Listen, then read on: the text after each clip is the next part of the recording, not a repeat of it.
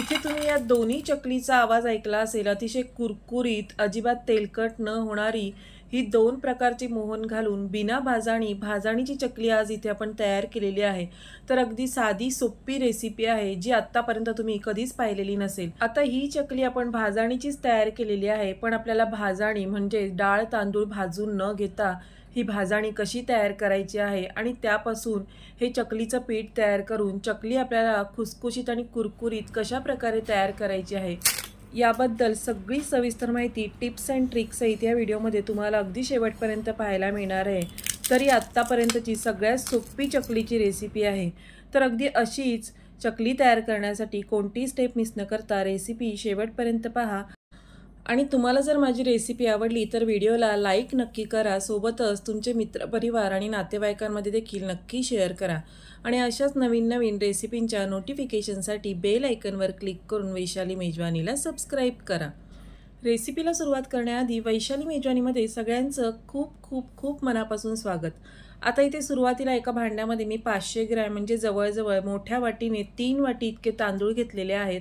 आता 3 वाटी तांदूळ असतील तर त्यासाठी आपल्याला 1.5 वाटी इतकी चणा डाळ घ्यायची आहे।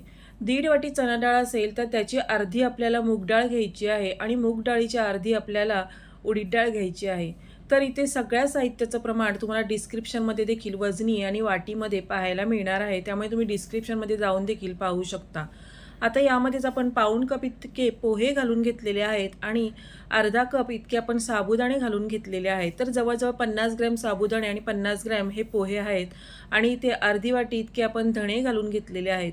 म्हणजेच 50 ग्रॅम आपण धणे घालून घ्यायचे आहेत आणि 20 ग्रॅम जिरं घालून घ्यायचं आहे। आता जितकं जिरं घेतलेलं आहे तितकीच आपण बडीशेप देखील इथे घेतलेली आहे, म्हणजे आपण 20 ग्रॅम बडीशेप यामध्ये घेतलेली आहे। आता इथे हे सगळे जिन्नस आपल्याला हाताने एकदा एकत्र करून घ्यायचे आहेत।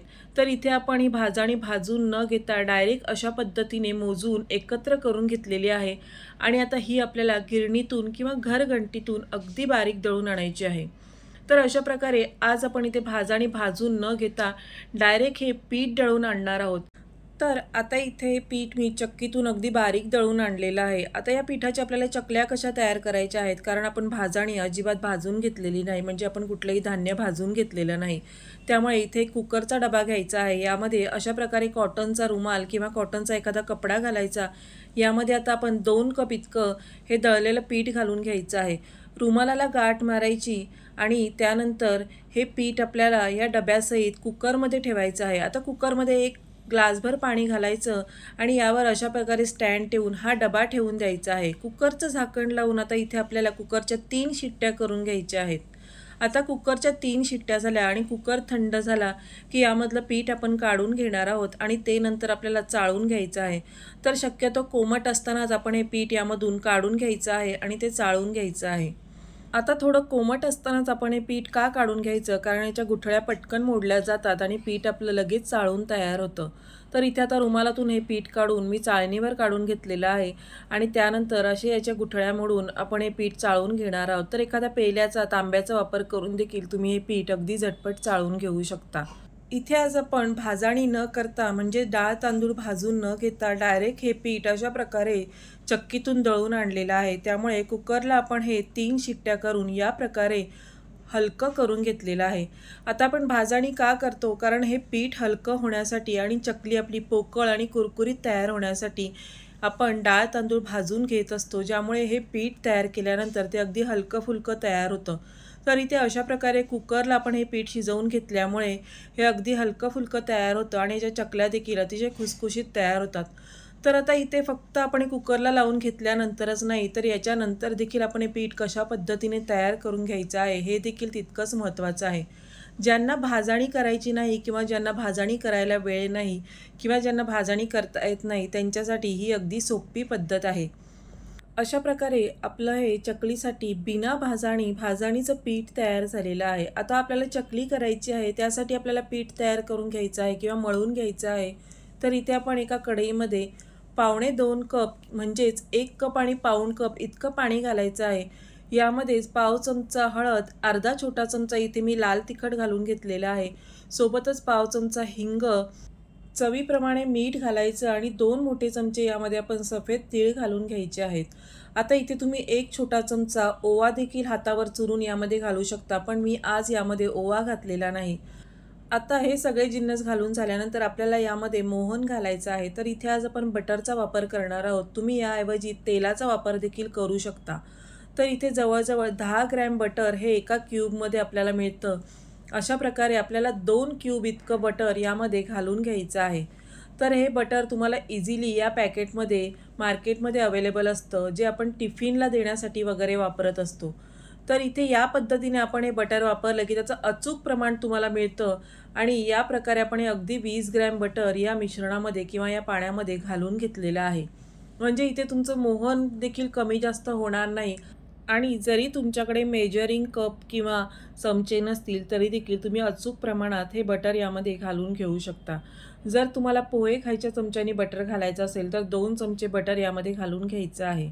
आता हे बटर घातल्यानंतर पाण्याला छान उकळी आली की आपल्याला गॅस बारीक करायचा आहे आणि यामध्ये आपल्याला 2 कप इतकं हे भाजणीचं तयार केलेलं पीठ घालून घ्यायचं आहे.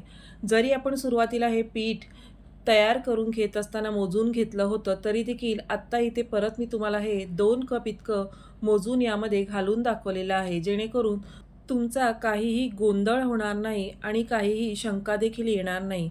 तर इथे अशा प्रकारे आता गॅस आपला बारीक केलेला आहे, म्हणजे मंद आचेवर केलेला आहे आणि हे पीठ या मिश्रणामध्ये घालून गॅस मंद आचेवरच ठेवून मिक्स करून घेतलेलं आहे. आता थोडंसं मिक्स झालं की गॅस बंद करायचा आणि अगदी सगळं व्यवस्थित मिक्स करून यावर आपल्याला 2 ते 3 मिनटं किंवा जास्तीत जास्त 5 मिनटं झाकण ठेवून द्यायचं आहे, ज्यामुळे हे पीठ छान मुरलं जातं.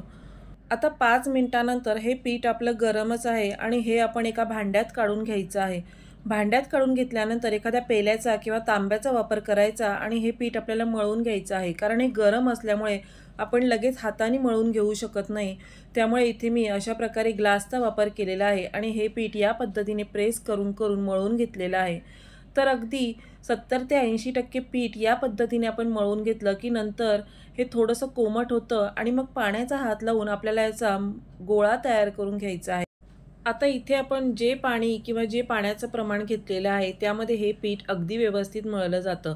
फक्त आपल्याला थोडासा पाण्याचा हात गरम लागू नये म्हणून लावून घ्यायचा आहे आणि हे पीठ आपल्याला मळून घ्यायचं आहे. तर पीठ मळत असताना जर तुम्हाला कोरडं वाटलं तर तुम्ही 1-2 चमचे यामध्ये पाणी घालू शकता. पण शक्यतो पाणी न घालता आपल्याला हे पीठ मळून घ्यायचं आहे, कारण आपण जेव्हा पाण्यात हात बुडवतो आणि हे पीठ मळून घेतो तेव्हा यामध्ये थोडासा पाण्याचा वापर केला जातो. जर पीठ जास्त पातळ मळलं गेलं तर चकली तेलात घातल्यानंतर ती मऊसर पडते किंवा ती तेलकट देखील होण्याची शक्यता असते. सोबतच तिला काटे देखील चांगले येत नाहीत. तर अशा प्रकारे आपल्याला मध्यम असं हे पीठ मळून घ्यायचं आहे. आता जर पीठ कोरडं झालं तर चकली घालताना ती तुटण्याची शक्यता असते, त्यामुळे पीठ आपल्याला जास्त कोरडं देखील ठेवून चालत नाही. आता इतपत हे पीठ मळून घेतल्यानंतर साच्याला आतून थोडंसं तेल लावून घेतलेलं आहे आणि अशा प्रकारे यामध्ये आपण हे पीठ भरून घेतलेलं आहे. आता चांगलं दाबून हे पीठ आपल्याला भरायचं आहे, जेणेकरून यामध्ये हवा भरली जाणार नाही. जर पीठ आपण दाबून भरलं नाही तर यामध्ये हवा भरली जाते आणि चकली घालताना ती मध्येच तुटण्याची शक्यता असते. त्यामुळे अशा प्रकारे आपण पीठ दाबून भरलेलं आहे. आता चकली आपण एखाद्या डिशवर, पेपरवर किंवा ताटावर देखील घालून घेऊ शकतो. सुरुवातीला चकली घालताना त्याचं पहिलं टोक आहे ते हाताने आपल्याला गोल करून घ्यायचं आहे आणि या पद्धतीने आपल्याला ही चकली घालून घ्यायची आहे. तर आता ही चकली अगदी खुसखुशीत तयार होते आणि चकली फुलण्यासाठी थोडीशी आपल्याला स्पेस हवी असते. त्यामुळे आपल्याला जास्त दाटसर हा वेढा न घेता थोडासा हलक्या हातानेच वेढा घालून ही चकली तयार करायची आहे. आता चकली तयार झाल्यानंतर आपल्याला याचं पहिलं आणि शेवटचं टोक थोडंसं दाबून घ्यायचं आहे, जेणेकरून चकली ही तेलात घातल्यानंतर सुटली जात नाही. आता इथे डिशवर या प्रकारे चकली घालून घेतल्यानंतर आपण अशा प्रकारे बटर पेपरचा देखील वापर करू शकतो. तर छोटे छोटे पेपरचे तुकडे अशा प्रकारे कट करून घ्यायचे आणि त्यावर या पद्धतीने चकली आपल्याला तयार करून घ्यायची आहे, जेणेकरून ती आपल्याला अगदी सहजरित्या हातावर उचलून घेता येते किंवा आपण झाऱ्यावर देखील ही चकली घेऊन तेलात सोडू शकतो. इथे मी सुरुवातीला 5 ते 6 चकल्या तयार करून घेतलेल्या आहेत. आता चकली तळण्यासाठी तेल आपल्याला मध्यम ते मोठ्या आचेवर गरम करून घ्यायचं आहे. तेल आपलं मध्यम ते मोठ्या आचेवरच गरम केलेलं असावं तरच चकली अजिबात तेलकट होत नाही. जर तेल थंड असेल तर चकली तेल शोषून घेते आणि ती फार तेलकट तयार होते. त्यामुळे तेल आपल्याला मध्यम ते मोठ्या आचेवर गरम करून घ्यायचं आहे. तर तेल गरम झालं आहे हे पाहण्यासाठी यामध्ये आपण चकली घातल्यानंतर ती लगेचच वर आलेली आहे, यावर बुडबुडे यायला लागलेले आहेत, म्हणजे ही चकली तळण्यासाठी तेल अगदी व्यवस्थित तयार झालेलं आहे.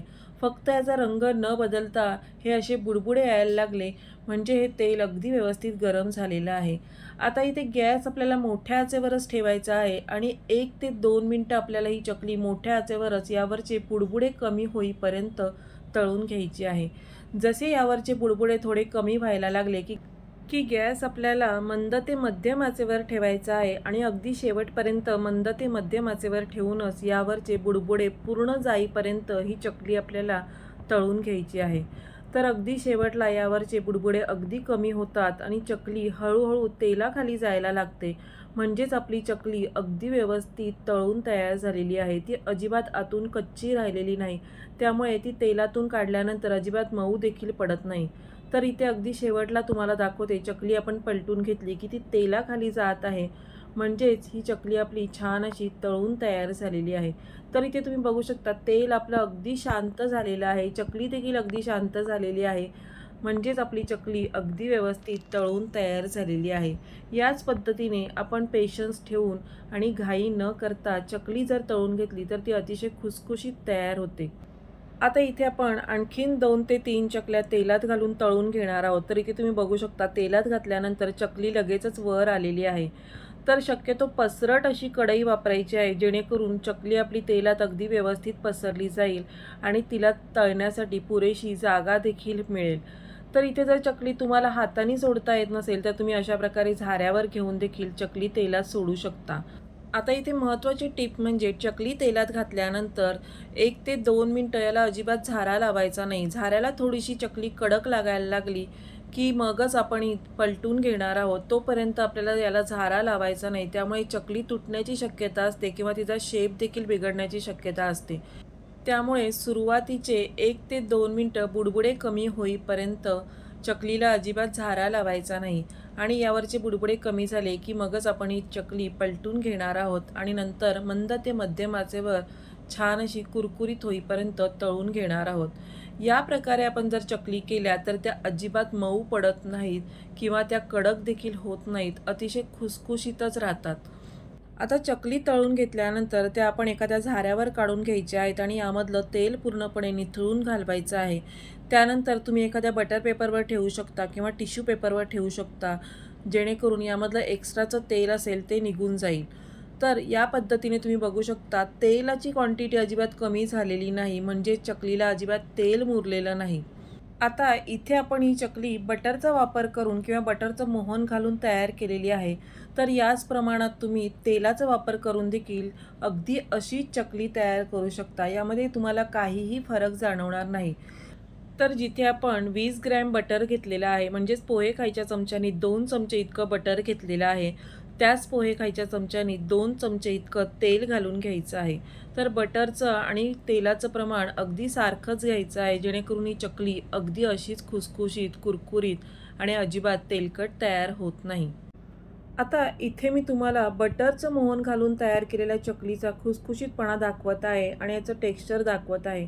त्यानंतर ही जी चकली आहे ती आपण तेलाचं मोहन घालून तयार केलेली आहे. तर ही चकली देखील अजिबात तेलकट होत नाही, सोबतच बटरचं मोहन घालून तयार केलेल्या चकलीसारखीच अगदी खुसखुशीत तयार होते. अशा प्रकारे आपण सगळं साहित्य अगदी सारखंच प्रमाणात घेऊन फक्त तेल किंवा बटर वापरून ही चकली तयार करू शकतो. तर आजची ही बिना भाजणीची चकलीची सोपी रेसिपी तुम्हाला कशी वाटली मला कमेंट करून नक्की कळवा. रेसिपी आवडली तर व्हिडिओला लाईक नक्की करा. सोबतच तुमचे मित्रपरिवार आणि नातेवाईकांमध्ये देखील नक्की शेअर करा आणि अशाच नवीन नवीन रेसिपींच्या नोटिफिकेशनसाठी बेल आयकॉनवर क्लिक करून वैशाली मेजवानीला सबस्क्राईब करा.